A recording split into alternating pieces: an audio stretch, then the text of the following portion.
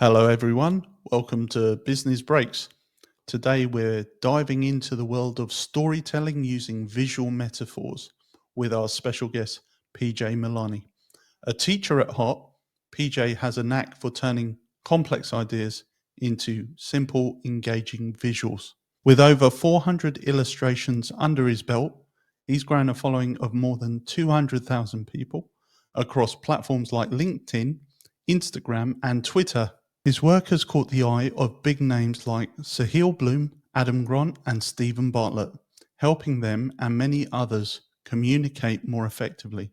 Beyond the names and numbers, PJ's real magic lies in his daily commitment to making the complicated feel accessible to his audience. Today, he's here to share that journey with us, offering a peek into how he thinks about his work and what it takes to connect ideas with people visually. So let's get started. PJ, welcome to Business Breaks. Thank you for having me. I'm excited to be here. And thank you for that lovely introduction. That was very nice. I was like, oh, this sounds cool. Oh, thank you. Well, I'm a fan, PJ, and thank you for all the amazing work you put out there and coming back to simplifying the complex. So, in Mm, terms of your own personal journey and evolution, mm. what inspired you to explore the intersection of visual art and metaphorical expression? And how has this journey evolved over time? Yeah, I wish I could say it was a well planned, well executed, precise journey that I was on, but I kind of stumbled into it, to be honest. I initially just started writing online maybe 2 years ago, about 2 years ago. I think I was talking to my wife about this. Like initially was like, okay, first thing I'm gonna do when I get online is tell my wife I was like, I think I'm gonna start a blog. My wife was like, Do people still read blogs? And I was like, I don't know, I do. So I created a blog, and I just was like, let me challenge myself to write every day for a little bit. And apparently nobody reads blogs. At least no one read mine. And I came across Ship 30 for 30. I'm not sure if you're familiar with it. It's a platform cohort based course run by Dickie Bush and Nicholas Cole. And I was listening or watching Dickie talking on a YouTube podcast, and he was talking about how he initially started writing blogs and how there were crickets for like 6 months. And I just kind of like resonated with that idea. And he's like, well, the best way to kind of get your work out there is through social media. And I was like, I've been avoiding social media for all my life, pretty much.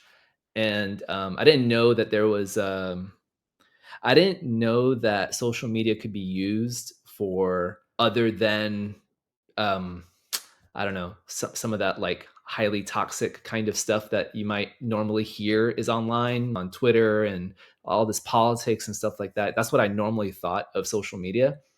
And it turns out there's a completely different world out there in social media where people are just sharing ideas and connecting with each other in a more wholesome way. Not always wholesome. I'm sure there's always still trolls and whatnot, but so that kind of just got me uh, started because I started writing with Ship 30. And as I was writing on there on that platform, I came across um, like these visual ideas that were being presented online. And I think it was Jack Butcher's work that initially I thought, oh, what is this? Where it was just like a slide. I thought it was like, oh, this is like a presentation slide that's up online. And I'm a teacher by trade, and I'm a film and animation teacher. Been teaching for 20 years now. And I was like, well, I create slides all the time, present content all the time. And so I thought, well, why don't I just do what I would do to present an idea in a classroom? And so, I drew something together, posted it on Twitter. That was like back in March 2022. And it got, I kind of equate it to everybody. There's a lot of people that know how to write. But there are very few, it seems, that actually create visuals to try to communicate their ideas. And so by posting that, I think it got more attention than just writing alone. And I was really surprised by it. And so that kind of started me. I was like, oh, here's a like you make one of the tenets of Ship 30 is make a lot of noise, listen for signal. And so I made a lot of noise. And the signal that I was getting back though was from these visuals that I was creating. So I used it to complement my writing initially. And anytime I posted a visual, like it got a lot more signal. And eventually it got to the point where it takes a lot of time to write. And you need to, if you have a family, it's really tough to take time away from your family to go into a room and write alone for hours. Yeah. Excuse me. So what I would do is I would just draw with my kids. And I could do that next to them. And if they ask for milk, I can go and get them milk and then come back to drawing. Whereas writing, if you're writing, you need to like be in it for like the whole time. So I kind of just kept on doing the visual thing. And it wasn't until I just kept getting a lot more positive signal that I was like, okay, so this is something that is interesting and fun. And really going back to your initial question, like why do all this is I think when you're a teacher, if you I teach art, I teach film and animation. When you're a teacher, you generally have this sense of you should be practicing the art form if you're teaching it. And I didn't have enough time to make movies, didn't have enough time to make animations, and I had all these ideas that I wanted to share. And you can go through a visual and iterate ideas really quickly, whereas it would take me like months, if not years, to make a movie. It would take me weeks to create shorter animations, but I can test ideas very relatively quickly with a single visual. So that was kind of like what started the whole thing, and it's continuing to evolve as far as what it is I'm doing. But that's kind of like what got me into this like visual metaphor. It wasn't like something I crafted and then started, which I think is a core lesson here, that you really don't know what you're going to be doing until you're moving in a general direction. And then as you're walking and moving, you can be more precise in the path that you want to take. So yeah, I don't know if that answers your question, but it's a word vomit of like how I started. No, it's a very fascinating story. And it sounds like it was an emergent strategy rather than a deliberate intention to start Mhm. drawing and posting it online. You say you were wary, you were perceiving the signals and you listened to them and you responded to them, and it seems to have driven your success rather than, shall we say, hate to admit it, but my strategy is I I post for myself, Mm. and if I think it's good, doesn't mean anyone else thinks it's good. And if sometimes people get into the habit of, even if no one's responding, they don't take it as a sign, they just double down on it and hope. Sometimes it can be about traction, but if you're seeing early success, you really should double down on those signals. So again, perception and responding to what the messages are telling you.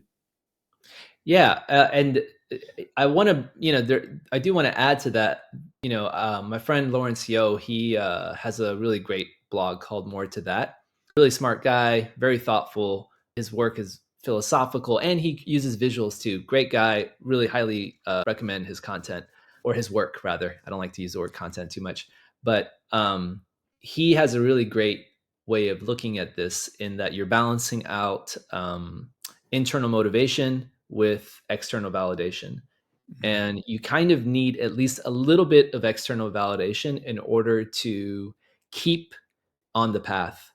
And you do want to make sure that your work is inspired by primarily internal motivation, but you have to have a little bit of that spice of of external validation. Otherwise, you are writing for yourself or you are creating for yourself, and there's absolutely nothing wrong with that.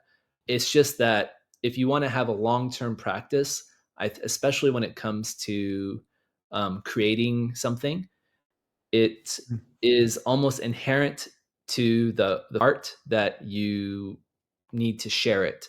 And I think you need some level of, okay, there is a little bit of a signal in this direction.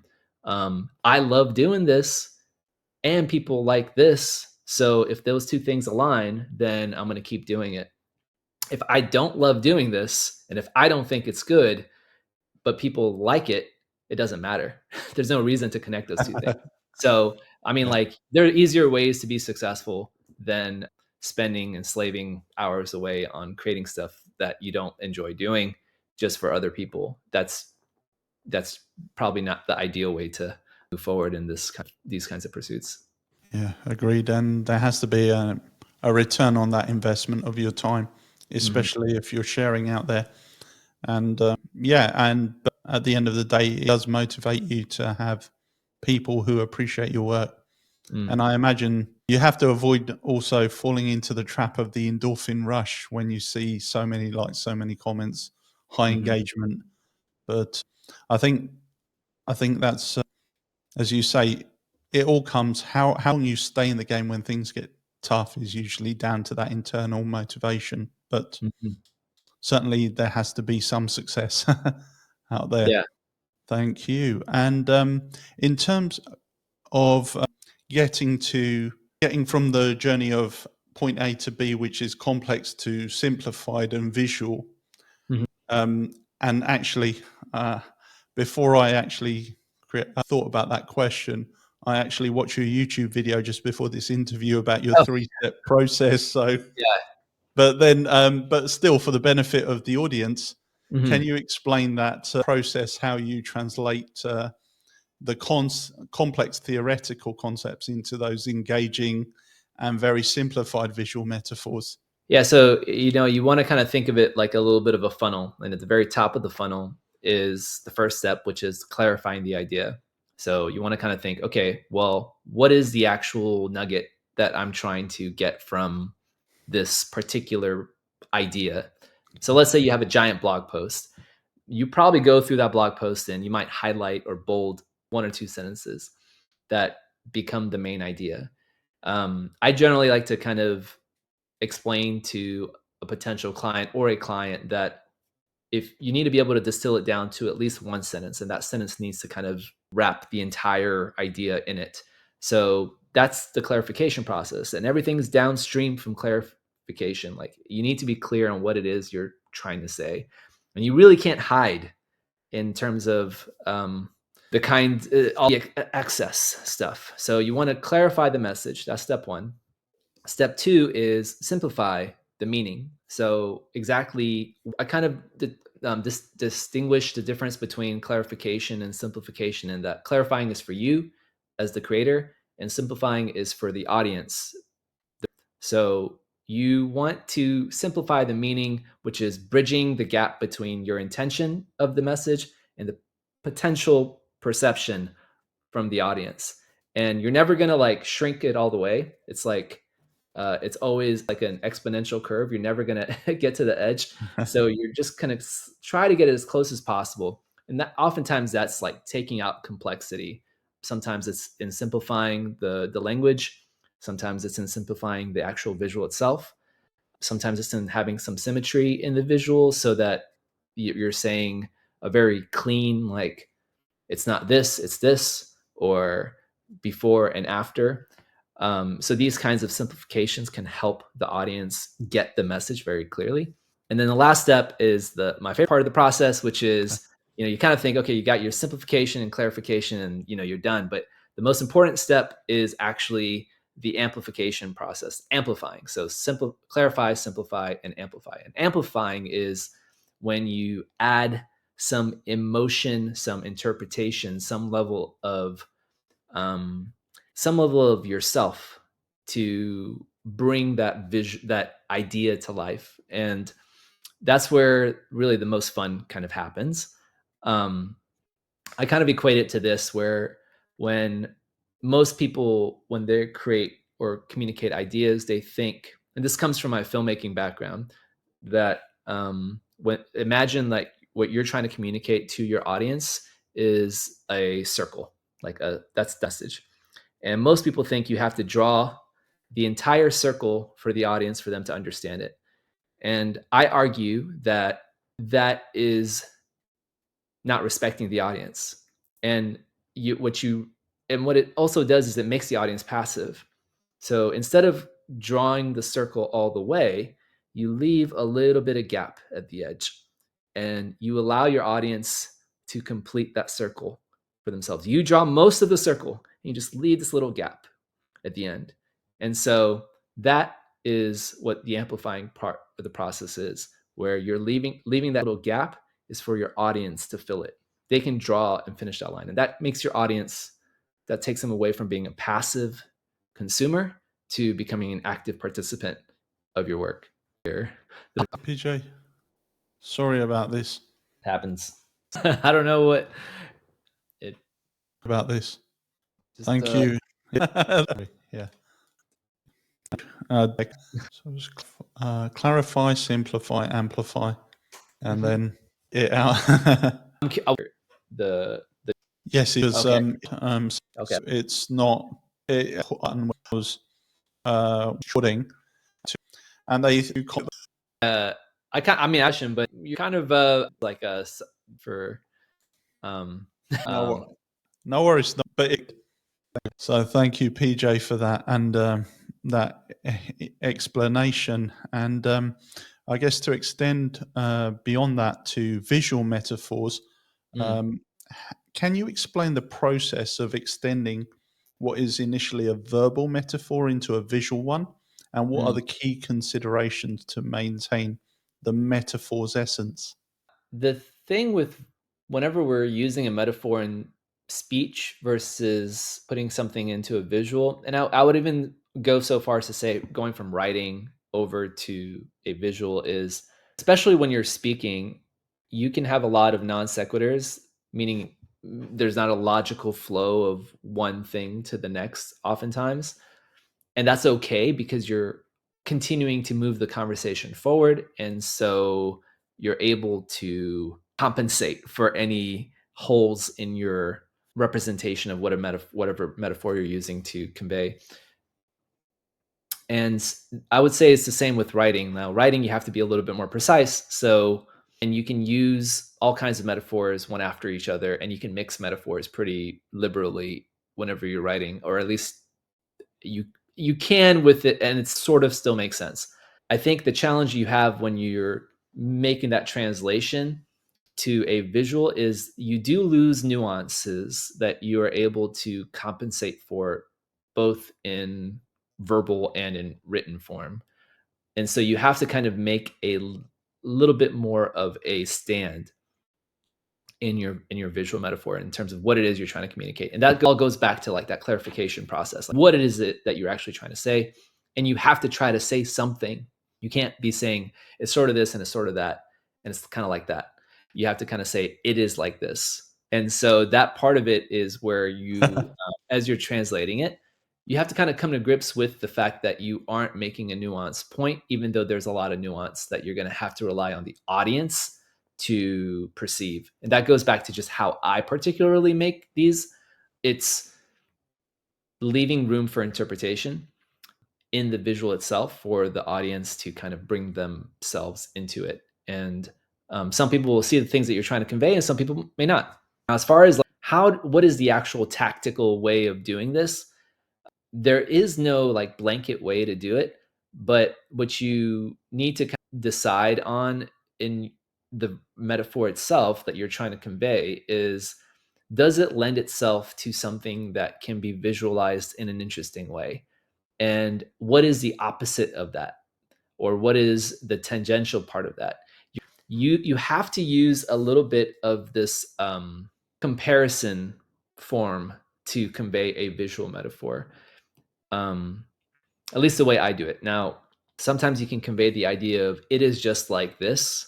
So let's say I have a visual where I say the same people that don't fit in are the same ones that stand out.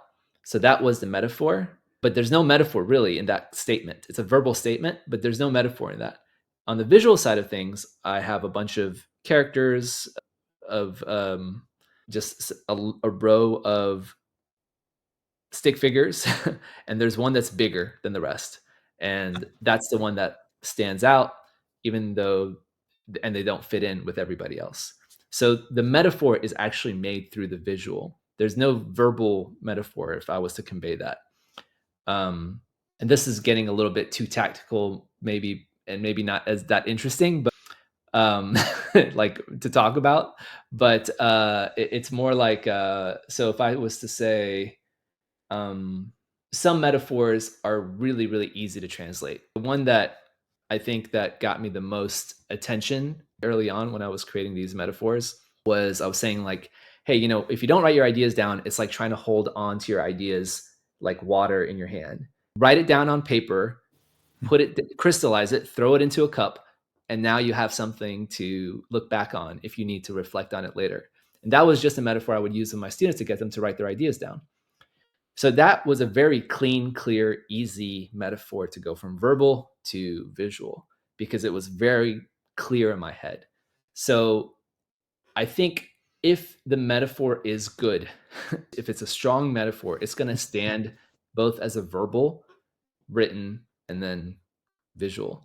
The challenge is, oftentimes in the work that I'm doing, is it's not until I'm actually working through the visual that I understand what the metaphor is trying to say. Um, and so it's not like a translation, it's more like an interpretation. And that's where it becomes a lot more of just like using different strategies, using different ways to think through what is being said. That's where the clarification and simplification parts of the process kind of happen. And then ultimately that amplifying part happens. That's where that whole 3-step process kind of works. Brilliant. Thank you. And that clarifies something for me, that you can't just write something down as a metaphor and then assume it just naturally translates into an image. It's a completely different process, maybe similar in some aspects, but two different things essentially. Or prose in metaphor. Yeah. Yeah, 100%. I mean, Sorry. it's like one of those things where it's not until you're visualizing it that you can understand what is actually being said. Here's one way to kind of describe it. Is, I was having this conversation with a friend the other day, and because I recently presented at South by Southwest, which is a big festival in Austin, and I presented at the EDU part of that festival. And I was telling my friend, yeah, I'm going to be going, and they're like, oh, that's really cool. And they brought up this idea because their writer, and that how the difference between drawing or visuals, and like if you say chair, you're saying chair. It's very clear, clean. You're communicating that part of the message really easily and clearly. And I thought about this, and I actually disagree with that, because when you say the word chair, you're actually not as clear as you think you are, because it's actually not as precise as you think it might be, for example. Because if I'm saying chair, you don't know what am I really saying? Am I saying like a lazy boy chair, or am I saying like the Iron Throne from Game of Thrones? How do you know what chair I'm talking about? What kind of chair? If I draw that, though, it is far more precise way to communicate that than if I were to use just the word chair. And that's where, when you're translating something from verbal or written form to an image, you have nowhere to hide in the precision of what you create. So if you create a precise idea that doesn't make sense, then you can't hide behind any other words or any other smoke and mirrors. So it can be challenging when you're first trying to communicate these kinds of ideas in a visual form, because again, you're trying to present it in a way that can be easily read, and that part of it it can be, again, something that it's not like, I would also say you kind of have to iterate the idea in a bit of a way too. You don't want to like just be like, oh, I don't have the idea perfect yet. So you share it with somebody, saying, see what their response is, and then kind of work off of that too. Fascinating. And thank you for clarifying that, because it sounds, as you mentioned, and with prose, you read a word, you let your imagination fill in the blanks, and you put the picture in your head, and it can be interpreted by different people in different ways. Like they'll have a completely different image, say they're reading a storybook, of who the protagonist is, what they look like. I mean, there will be a description, but they'll have someone else in their head, like their favorite actor or whatnot.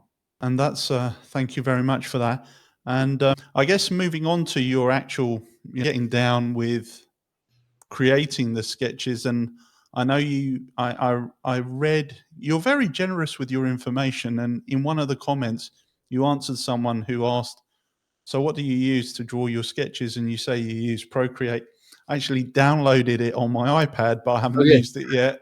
I'm not sure if I ever will, because I tried drawing, what do they call it, where you do these sort of you know what is it, the sort of transparent paper, and you're kind of Mhm. sketching over an image. So it was Yeah. my wife and I on a boat, and it looked damn bad, if I might say so. Pardon this slight curse word, Mhm. but you know, and that kind of puts you off, which it shouldn't really. Mm, You know, you start off bad and then you carry on.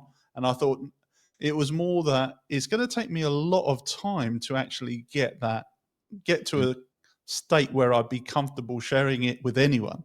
mm, But I guess you started off with these sketches. Obviously, it was for you, a very quick way to get your ideas out into an image form. Could you explain how hand sketching plays a crucial role in that development of the visual metaphor? Um, and as you say, it's an iterative process. What does the early stage look like of conceptualizing those ideas? mm. Yeah. First, before I answer that, to answer your initial, like, I guess, frustrations with drawing and with, I guess, your work not looking the way you would like it to look as before you feel comfortable sharing it. I generally tell my students that creating visual metaphors like this kind of work, it's less about drawing things that are accurate. So, if you wanted to have a perfect representation of what something looks like, take a photograph. And when you're looking at a piece of artwork, what you're no lo- you know back in the day, way back in the day, painters would paint portraits. That was their way of making money. And as soon as photography was invented, they were like, why would they hire me and stand still for 5 hours while I paint somebody, and when they can take a photograph of themselves? And that kind of shifted how people painted. And so they had to expand their tool set of what they were actually trying to create. That allowed an art form to be created, like cubism, impressionism, and all that kind of stuff. All that is to say that if someone wanted something to be perfect and accurate, you can use AI, you can use various different tools to create a perfect representation. I would say it's less about being accurate and more about being interesting. And you can look at a lot of different visual artists whose work doesn't look accurate. Like Tim Urban is a perfect example. Great writer, also great visual thinker.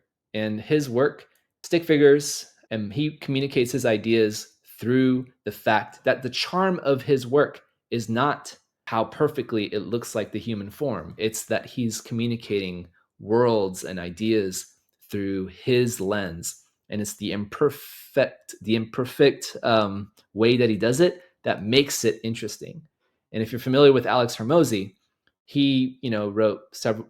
He has two books now out: $100 million Offers, $100 million Leads, and he's a multimillionaire. He can hire anyone to do the visuals for him, yet he chooses to make his own, and that's what makes him special and interesting. It's not, and if you look at his work, very imprecise. It looks like a child made it, and that's the charm.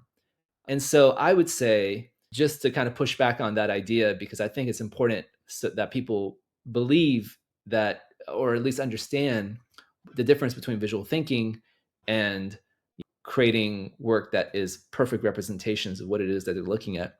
That visual thinking is less about making things pretty. I like to say it's less about making things pretty. It's more about making things pithy.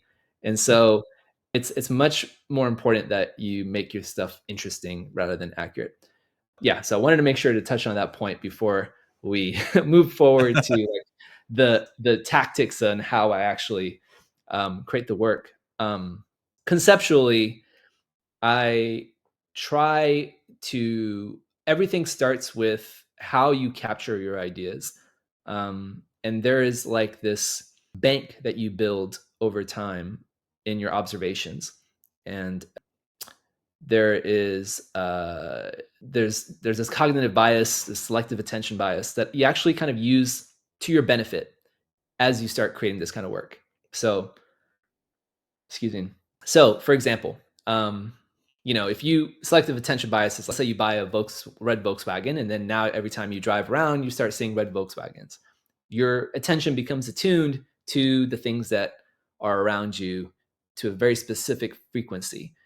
And when you start to pay attention to the world around you, like someone who is hungry to recognize patterns, very specific patterns, you will start to see patterns and you will start to see more of them. So conceptually, what I typically do is as I'm going about my day and as I'm looking around the world, I'm attuned to looking for very specific relationships between objects and people and ideas. And as I come across those things, I either sketch them or write them down or have some place where I can capture them. And that is critical to the process. As you do this, as you do more of it, you build a body of reps and you start to make connections between these things. And those non-obvious connections happen because I try to capture these things on paper.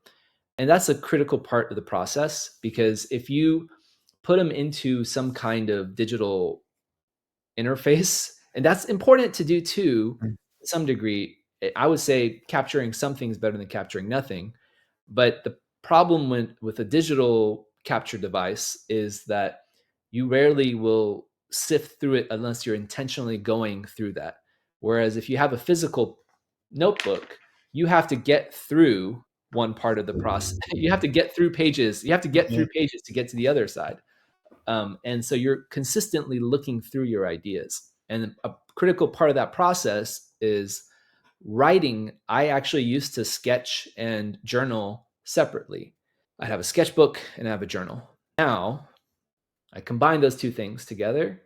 And what that allows you to do is it allows you to see how your writing might create ideas for your visuals and how your visuals can contribute ideas for your writing. And so having those two things working in conjunction, you're kind of oscillating back and forth between your verbal and your visual side.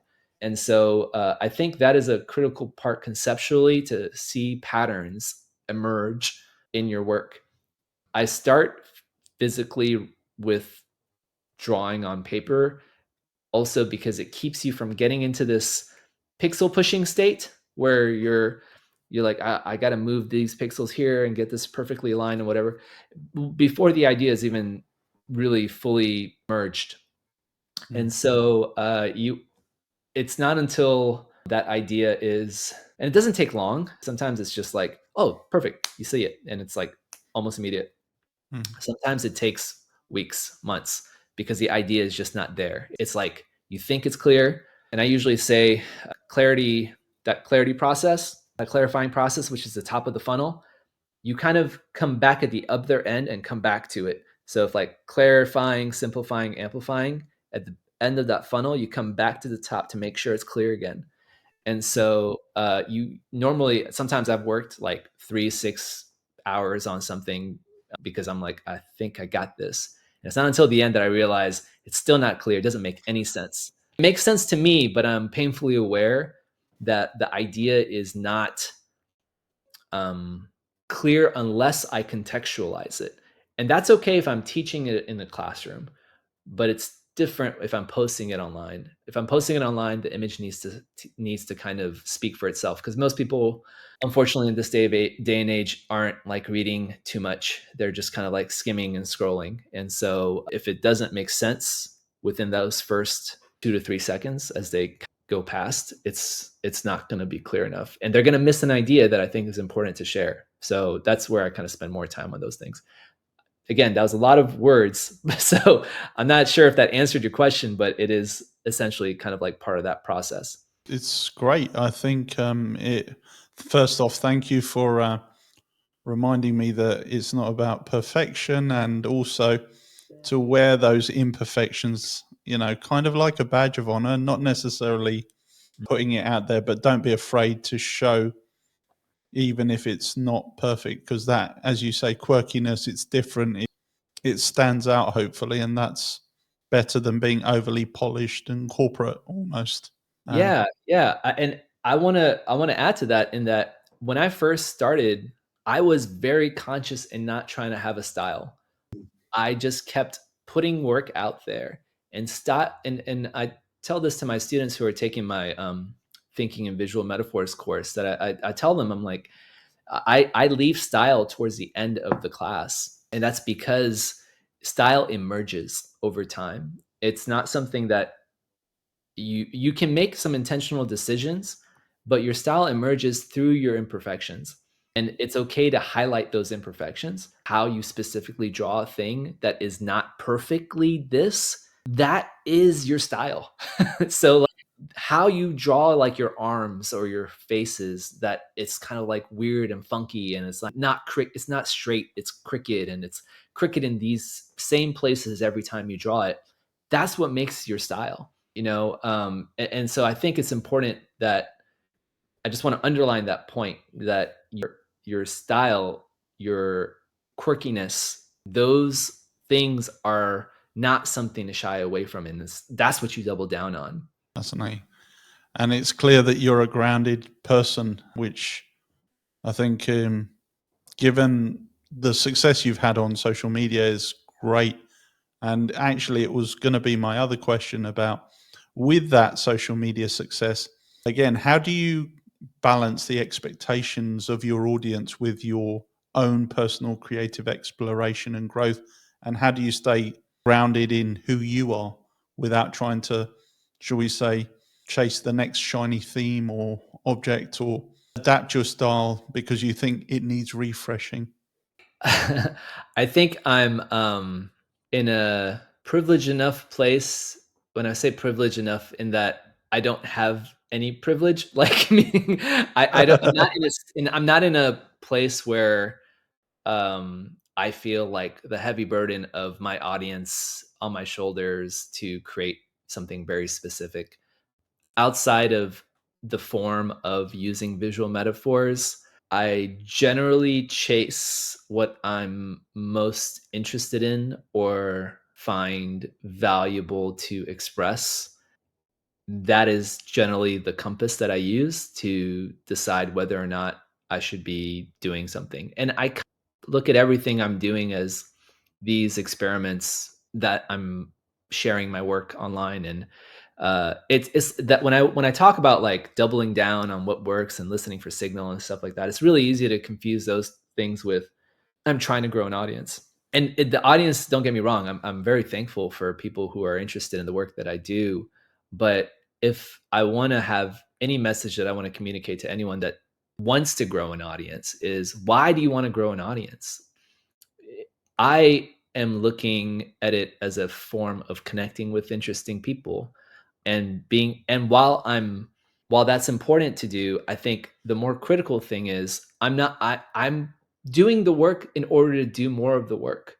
So it's like I'm not trying to hit any specific amount of money. I'm not trying to hit any specific milestones with number of followers. I think those things are wonderful. Again, I think they're forms of encouragement to keep going. Uh, you know, bigger is always better in the mindset of many people. But I think um, what I've learned specifically, and this is a lesson I learned really, really early on, and this is important. I think maybe this might be helpful to kind of communicate where all this is coming from. So I created those first 3 months from March till June, those first 3 months on Twitter. I probably created maybe 30 visuals during that time, maybe less. And over the course of those 3 months, I went from 3 followers to 1,000 on Twitter. I wasn't on LinkedIn. I wasn't on Instagram. The only reason I had 3 followers is because that third follower was a student, former student who just happened to find out that I was on Twitter. The other two, one was another teacher somewhere in California, and the other one was like someone on Twitter who was like, "Hey, you're my first follower. I'll be your first follower if you're my first follower," or something like that. So it was like I had 3 followers when I first started posting work online or just writing online. Those 3 months, I got to 1,000 followers. On that day that I got 1,000 followers, I thought to myself, all right, here's what I'm going to do. I am going to, in order to celebrate having 1,000 followers, my first 1,000 followers, I am going to take my top 10 visuals and post them. And the next day, I went from 1,000 to 3,000 followers.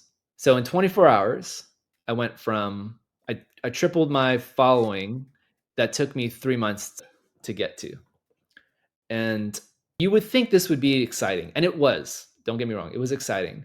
But it also underlined a very important lesson that I think is important to like really think about. In that success of going from 1,000 to 3,000 was not because of the work that I was creating. It was because of the way it was packaged. It was because it was a byproduct of the work I had already been doing up to that point. And it was just by chance. It just happened to be a lucky thing. And so it had nothing to do with the quality of work. And so I think that's important. And that was a lesson I gleaned from that experience, that, oh, people are saying this work is so great and so amazing. But I'm like, I haven't, this is stuff I've already made. So where were you 3 months ago when I made it? Yeah. Why all of a sudden is it like getting this spark? And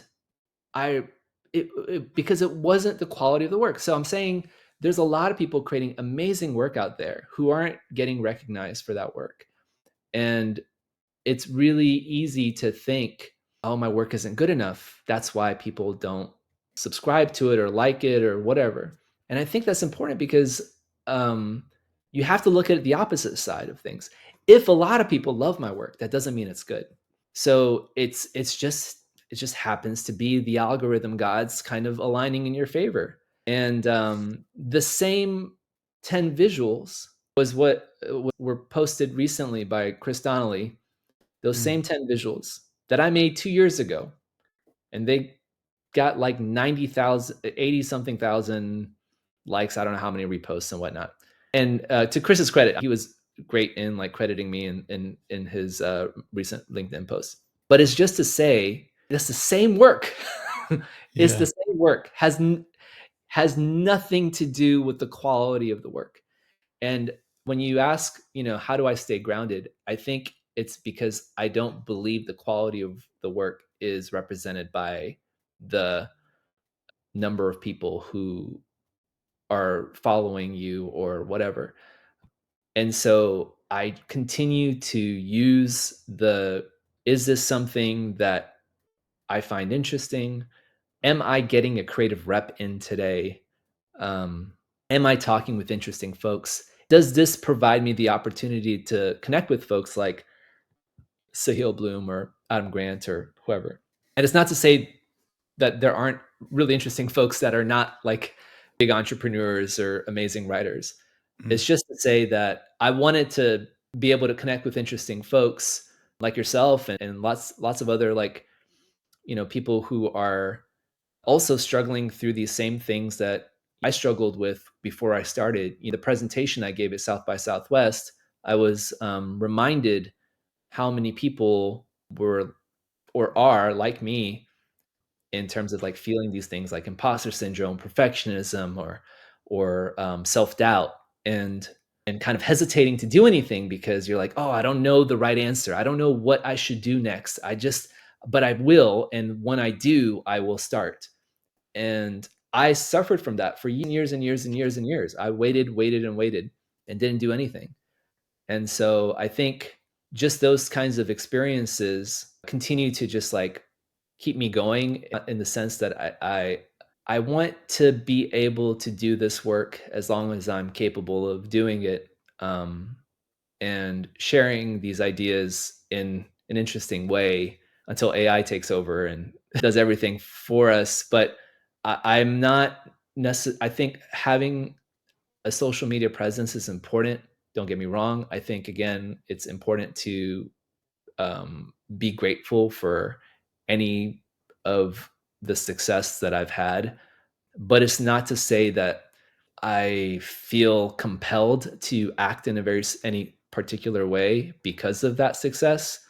I want to be sure to respect my audience. I want to be sure to be respectful to people who may disagree with anything that I put out there. Um, I just don't want to fall into the trap of thinking that the followers um, or the social media presence itself is the end. It's Yeah. just it's a means, which is, and the end is to be able to continue to stay motivated to create work, to be able to connect with folks, and to hopefully show other folks that it's if this is something that you're interested in pursuing, and by it having some kind of creative practice, whether Yeah. that's podcasting or whether that's writing or whether that's YouTube, whatever, that I think it's important to have that be a part of your day to day life just for yourself. And that's the kind of message I would love to, I guess, put out there into the world. It's a beautiful message and very inspiring, PJ. Thank you so much. I think that's like the mic drop moment. It's purpose driven and definitely coming from a place of deep insight and humility, I would say, and service. Yeah. And I think that's what people get. You put a lot of generous insights out there that are that you invest your time in to make them accessible to people through the visual medium of your drawings. And yeah, I think what I can say is, having met you in person, you've exceeded my expectations. You're exactly how I envisaged you'd be, but amplified. So thank you Oh, very much for awesome. that. That's very kind of you to say. Thank you. Yeah, no, and uh, I'd like to sort of wrap up the interview by just asking you three final questions, if I Hmm, may. sure. So, as a person, where do you like to spend your time outside of your creative and teaching pursuits? Mostly with the family, mostly with my kids, soccer, soccer and video games, really. A lot of Geometry Dash and soccer games and that kind of stuff. Mostly family and my wife. That's really it. Yeah. I thought family would be a big part of that. So no, thanks for reinforcing that. And where can our listeners best connect with you online? So LinkedIn is probably the best place to reach me if you ever want to connect. If you want to follow my work, probably the best place would be my newsletter. I have a visual ideas newsletter. Uh, ideas stands for interesting, design, enchanting, and analogy. I send out like 4 visuals every couple weeks. I try to keep it tight in terms of the Mm, content I put out there. And the reason the newsletter is probably the best way if you actually want to keep up with the work is if you follow me, which is great, please follow me, and that's wonderful. yeah. But uh, there's a lot of chance in algorithm whether or not you'll actually come across the visual once you follow me. But the newsletter is a really great way to kind of make sure you don't miss any, um, Mm, I guess, top visuals. And the last is probably I have a thinking in visual metaphors course that I try to teach other people to do this kind of work. And that, anytime I'm in the beginning of one of those classes, like, I have like the biggest smile on my face because I'm like, man, this is just so much fun to like, I don't know, teach other adults how to like who are inspired to yeah. think and to like explore ideas in a deep way. It's just I don't know. It's just a lot of fun. I love doing it, and yeah. So those 3 different places would be ideal places to I guess find me. Wonderful. And I guess the visual metaphors course is the project you're working on. And more than happy to drop the links in the show notes, guys. So if you want to have what I think will probably be a life transforming experience and creative expression and self reflection and communication, then I think PJ's course will over deliver, just like he's done on this interview. So Oh, thank you thank very you. much, Thank you. PJ. Very kind. Brilliant. Okay. Again, This has been Business Breaks. I'm your host, Dante Healy, and you have been listening to PJ Milani. PJ, thank you very much. Thank you. Business Breaks, all things business podcast with Dante Healy and John Byrne.